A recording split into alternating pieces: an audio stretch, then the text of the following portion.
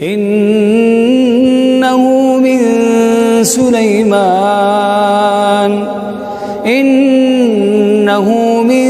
سليمان وإنه بسم الله الرحمن الرحيم.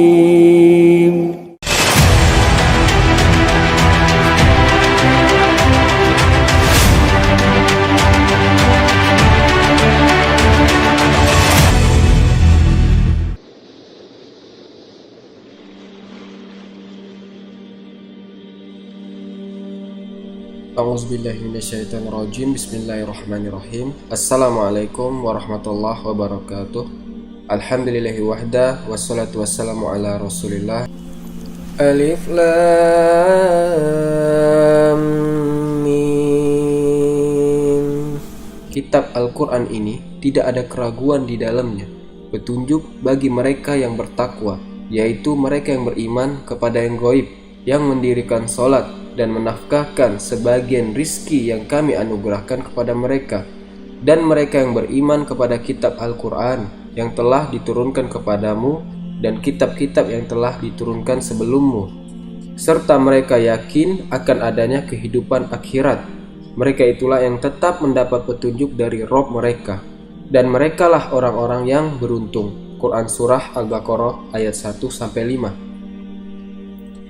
Teman-teman, di video sebelumnya kita sudah membahas tanda-tanda kiamat-kiamat kecil yang sudah terjadi, dan kali ini kita bahas 10 tanda-tanda kiamat besar yang disebutkan oleh Nabi Shallallahu Alaihi Wasallam yang akan terjadi. Kata beliau Shallallahu Alaihi Wasallam, amblasnya bumi di belahan timur yang pertama, terjadi gempa besar. Sebagian ulama hadis mengatakan bagian Asia, di mana tepatnya Allahu alam. Tapi ini tanda-tanda kiamat besar akan terjadi nanti. Kemudian terjadi lagi longsor bumi di belahan barat, sisi barat bumi. Kita tahu wilayah Afrika dan seterusnya. Kemudian amblasnya bumi di Jazirah Arab. Ini yang dimaksud dengan amblasnya bumi, artinya longsor yang benar-benar besar, yang sulit lagi untuk ditimbun. Udah nggak bisa ditimbun, nggak bisa diperbaiki. Kalau di situ ada kota, ada kampung, pasti hancur sudah. 3 sekaligus terjadi. Longsor di 3 titik yang berbeda. Dan secara waktu atau dalam waktu yang bersamaan. Ini sudah langsung 3 tanda-tanda kiamat. Ya, jadi pada saat terjadi di timur itu tanda-tanda kiamat besar 1, terjadi di barat tanda-tanda kiamat besar 2, terjadi di Jazirah Arab tanda-tanda kiamat besar 3. Kemudian di dalam hadis ini disebutkan secara beracak.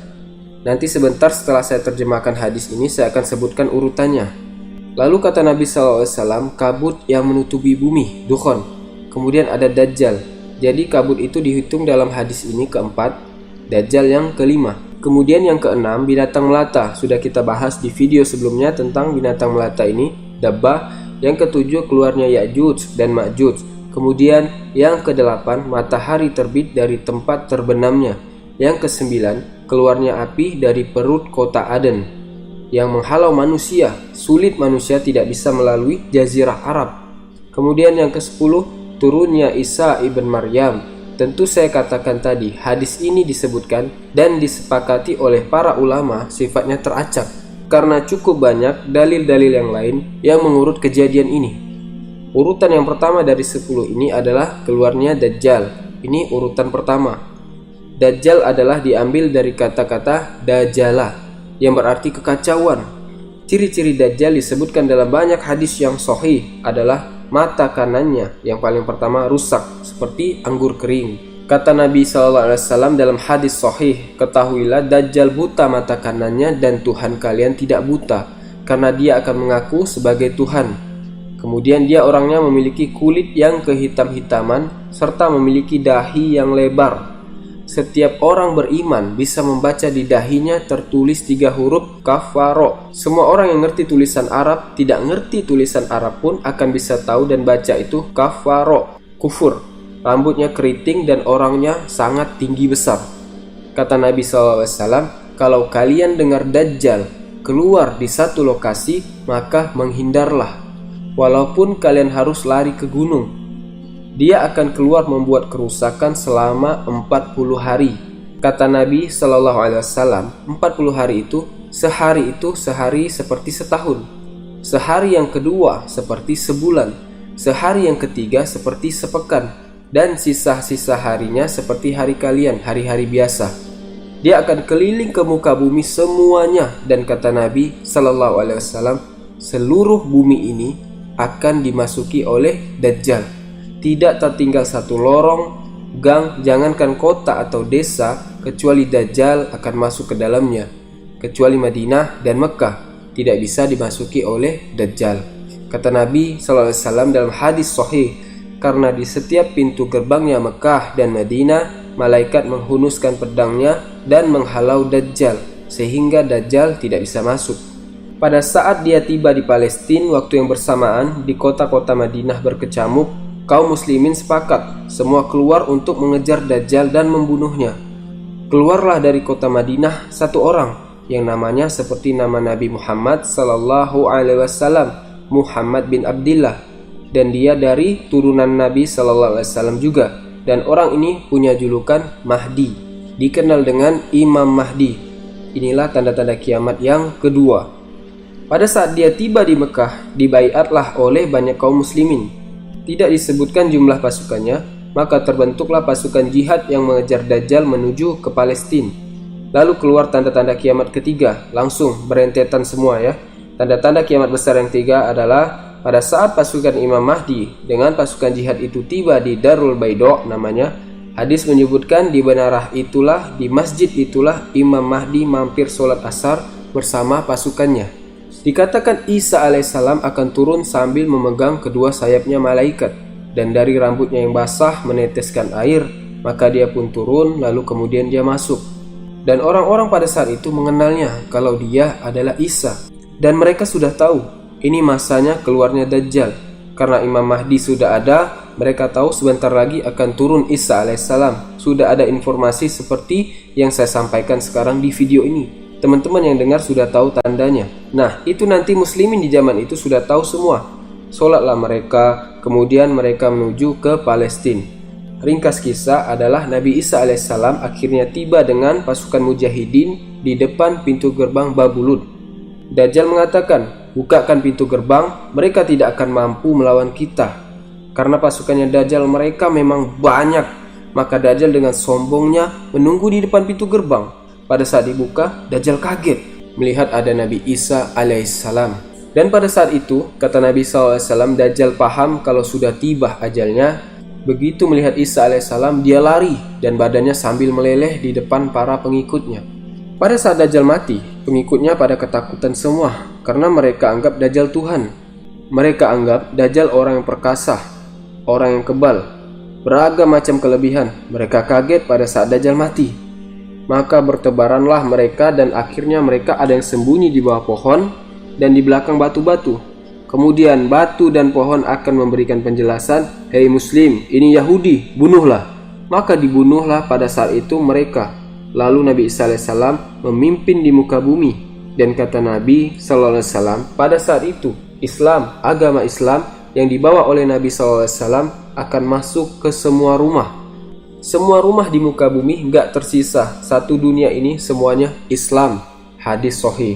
Maka Nabi Isa alaihissalam memimpin pada saat itu, disebutkan dalam hadis 40 tahun dengan ketenangan, menerapkan hukum Islam, semuanya beriman kepada Allah Subhanahu wa taala dan menjadi muslim. Setelah itu keluar tanda-tanda hari kiamat besar yang keempat, yaitu keluarnya Ya'juj dan Ma'juj. Nabi SAW sebutkan ciri-ciri mereka. Mata mereka sobekannya kecil, sehingga mata kelihatan seperti sipit, tapi bola matanya besar. Mereka memiliki rambut yang keriting, dan mereka memiliki postur yang umumnya seperti postur tubuh manusia. Sudah dijelaskan juga di video sebelumnya siapa Ya'juj dan Ma'juj. Kaum yang tidak bisa diperangi, bahkan Nabi Isa sendiri tidak sanggup. Setelah Ya'juj Ma'juj mati, karena Isa alaihissalam berdoa kepada Allah, kemudian setelah itu Isa alaihissalam memimpin lagi di bumi sampai beliau meninggal. Setelah Nabi Isa alaihissalam meninggal, kembali lagi sebagian besar manusia berbuat kekufuran. Maka Allah Subhanahu wa taala keluarkan tanda-tanda kiamat besar yang kelima. Yang kelima adalah keluarnya binatang melata dari perut bumi, dabbah. Binatang melata ini disebut dalam hadis yang sahih riwayat Bukhari bahwasanya Allah Subhanahu wa taala akan keluarkan, tapi tidak disebutkan dari bumi mana dia keluar. Dia akan keluar hewan melata yang bisa berbicara seperti manusia, raksasa dari perut bumi, dan akan menstempel, mencap semua manusia sehingga ketahuan mana yang kafir dan mana yang beriman. Terus dia akan keliling di muka bumi, tapi tidak disebutkan berapa lama. Lalu kemudian Allah lenyapkan si dabah ini. Kemudian datang lagi tanda-tanda kiamat besar yang keenam. Tanda-tanda kiamat yang keenam, 7, 8 itu berentetan semua. Longsor besar di timur, di barat, dan di jazirah Arab. Ini tanda-tanda kiamat terjadi serentak. Sudah 8. Kemudian terjadi yang ke-9, keluarnya api dari negeri atau dari kota Aden. Kota Aden ini di Yaman, ya. Tentu hadis menjelaskan tentang masalah api yang keluar ini. Artinya api bukan main-main ini, bukan kebakaran sebuah masjid atau sebuah bangunan-bangunan gedung besar. Tapi api ini bisa menghalau manusia untuk jalan karena panasnya. Sebagian riwayat menjelaskan api tersebut akan berdiri seperti gunung yang besar dan dari seluruh pelosok dunia bisa kelihatan. Kita bisa bayangkan bagaimana besarnya api itu, yang akhirnya akan menggiring atau menghalangi orang-orang untuk jalan. Susah. Sebagian ulama hadis mengatakan mereka nggak bisa jalan, nggak bisa lewat, tidak ada penerbangan, tidak bisa ada orang jalan karena panasnya bumi ini dari api tersebut. Dan itu memang kemungkinan besar akan keluar suatu waktu, Allahu alam kapan. Dan yang terakhir, tanda-tanda kiamat sebelum ditiupkan sangkakala adalah terbitnya matahari dari tempat terbenamnya. Dan ini sudah terakhir sekali. Makanya kata Nabi sallallahu alaihi wasallam, tulu'u syamsi min maghribiha, ketika munculnya matahari dari arah barat, wad dajjal, munculnya dajjal, wadabbatul ard, munculnya binatang besar. Artinya selama yang lain itu masih ada, masih bisa taubat. Kalau ketiga itu sudah keluar semua, sudah sulit, tidak diterima lagi taubatnya. Ini tanda-tanda kiamat besar. Dan ada sebagian ulama juga memasukkan ini tanda-tanda kiamat besar. Ada dua hal. Yang pertama itu adalah keluarnya juz suwakatain. Ada orang dari negeri Habasyah dikenal dengan juz suwaka. Juz suwaka ini sa'ak, artinya betis. Diberikan juz suwaka karena betisnya sangat kecil. Orang ini kata Nabi SAW akan menghancurkan Ka'bah. Dan kata para ulama, pada saat itu memang manusia sudah sunyi, gak ada lagi yang datangi Ka'bah, orang-orang sudah lalai. Keluarlah orang ini. Makanya sebagian ulama memasukkan dia tanda-tanda kiamat sebelum terbitnya matahari dari arah terbenamnya. Ditambahkan ini yang ke-11 atau ini yang ke-10, terbitnya nanti kiamat yang ke-11.